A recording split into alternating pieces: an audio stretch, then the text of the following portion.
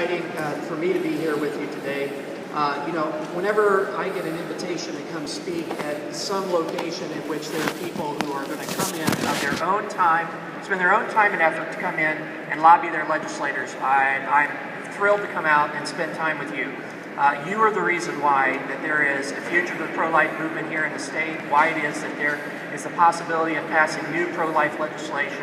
It's because their constituents coming out and getting involved in the process that makes it very exciting, makes it possible for what it is that we do to really be able to be successful. Thank you very much to the Governor and Lieutenant Governor for your leadership here in the state, and appreciate your public stand on this issue. There are other governors who wouldn't come to an event like this, even though they may claim themselves to be pro-life. And so you have blessed to have the leadership that you have here in this state. 40 years ago. Yeah.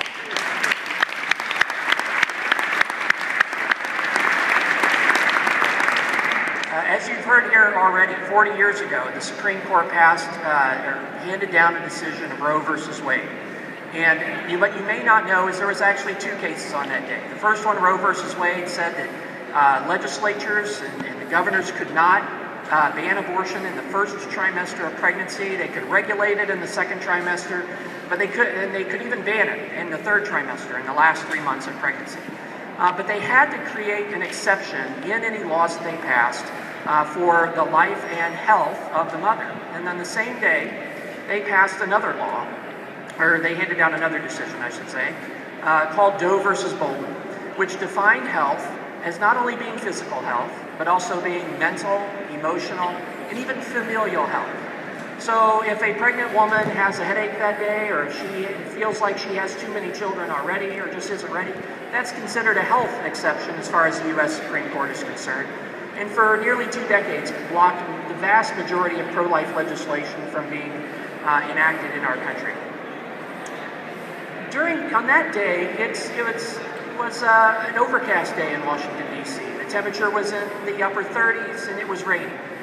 The kind of rain that kind of soaked into your clothing and made you want to go as soon as you got inside and huddle up next to a fireplace or next to the vent, the heat, so that you could warm yourself up. It was really an indicative day for the terrible injustice that was passed down on that day. 20 years later, there was another Supreme Court decision, Planned Parenthood versus Casey, in which the Supreme Court had the opportunity, and in fact had the votes at the time, to overturn Roe versus Wade. But one key member of the United States Supreme Court flipped his vote and decided that it was necessary for women. The women, in order to succeed in society, had to have access to abortion in order for themselves to be equal with the opportunities that men had. And so for the last 20 years, we have continued to have the vast majority of abortions be legal in this country. But one of the things that decision did was it opened the door to allowing states to begin to pass new legislation, laws like parental notification, parental consent, informed consent, bans on late-term abortions, to begin to chip away and begin to work back and begin to save lives that we can now, while we continue to work toward that ultimate goal of overturning Roe versus Wade. And we have made progress on that. In the last 20 years, we have seen other decisions, most notably Gonzalez versus Carhart just 5 years ago, in which the Supreme Court upheld a federal ban on partial birth abortion. And in that decision, the Supreme Court showed a majority of who are very concerned about the risks to women, the risks to women's health. For the first time, the court has begun to open that door even further. So one of the things that we have done at our organization, and working with pro-life allies in the state, like Iowa Right to Life, Iowans for Life, Family Leader, and so forth, is to work with them to enable to continue to pass more laws to help rein in this unlicensed demand for abortion that right now exists in all 9 months of pregnancy for any reason in the vast majority of the states. But in order for us to be able to win long term, there's going to have to be a cultural change. There's going to have to be a change on the United States Supreme Court. I know many of you were disappointed in the last election with the election results. The fact that we still have a pro-choice president, one who's in the pocket of Planned Parenthood. We still have a pro-choice United States Senate. But what I want to do is point out to you that there are some great opportunities that are coming our way. There's great hope. In 2010, we saw across this nation a vast number of pro-life legislators enacted to office significant increases in the numbers of pro-life governors. In fact, right now, today, we have 4 pro-life women governors, while there's only 1 pro-choice woman governor in office in the United States. In fact, in the last election, while there was disappointing at the federal level on this issue, we have actually seen increases in the number of pro-life state legislators and pro-life houses, chambers, in which more things can be done. Places like Alaska and Alabama, Arkansas, in which new opportunities exist to be able to continue to pass new pro-life legislation. And this is not an issue that's defined by party. It's interesting. We rank the states from 1 to 50 based upon the pro-life laws that are on the books and in effect in their state. You know what state is number 1? Louisiana, which until 2 years ago was controlled by Democrats since Reconstruction. Arkansas is number 4. Up until this last year, it was controlled by Democrats, especially in the House. They have a Democratic governor. This is not an issue that needs to be Republican or Democrat. This is something that the American people are rising up on and are beginning to make their voices heard. As you see cultural decay going on in our society, it is interesting that the life issue is one that you can point to that is bucking the trend, that is moving in the other direction. I was at the March for Life in Washington, D.C. Just a little less than a month ago. There was more than 200,000 people there, and I was in that crowd. 60% at least of that crowd was under the age of 30. The vast majority of those people that were there were high school and college students who were doing chants, I love babies, how about you, back and forth to other kids that were there.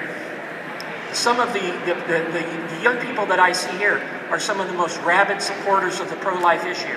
If I was sometimes asked, what do you think is the future of the movement? And I say the future of the movement is bright. It is strong because the young people in this country, they've grown up with the sonogram. They know that it's an unborn child. Some of them are missing brothers, sisters, nieces, nephews, cousins. There's a hole in their family. They've seen what it has done to tearing some of their family members apart, and they know that this has to stop. One of the things that I want to encourage all of you is that there is no silver bullet to addressing this issue. There is not one law that's going to end abortion in America tomorrow. There is not one activity that we can do that is going to end it, but it's going to be something that every single one of us are involved in. The laws are going to help. They're going to save lives and provide a launch pad for us to be able to overturn Roe versus Wade. But it's also those people who are standing out in front of the abortion clinics with 40 Days for Life campaigns. It's the pregnancy centers that provide alternatives to women who are considering abortion. It's those people who are fighting in the courts. It's those people who are out there and deciding to run for office. I remember getting a call on my cell phone one day and not recognizing the number and almost not picking up. And it was then Lieutenant Governor Phil Bryant from Mississippi, who's now the governor down there, who called and he said, "Hello, Mr. McConchie, this is Lieutenant Governor Phil Bryant. How are you doing today?" Talk about a shock. But one of the things that he told me, he says, the reason I ran, the reason I got involved in politics at all was because of the life issue. I will do everything I can to save babies now for as long as I have the ability to do so, and I will continue to run for office while there's an opportunity for me to make a difference. You have leadership like that in this state. What we need to do is put pressure on the legislature to have these bills come up for a vote, an up or down vote, put pressure on them to justify their positions with a vote. I want to thank you again for coming out. You are the key to success here in Iowa, for Iowa to be a leader. You know what? Planned Parenthood knows that if they can succeed in a place like Iowa, they can succeed in other places. You have been stepping up, doing what you can to stop their attacks, to stop their onslaught. I applaud you. Continue to fight on further. Thank you very much.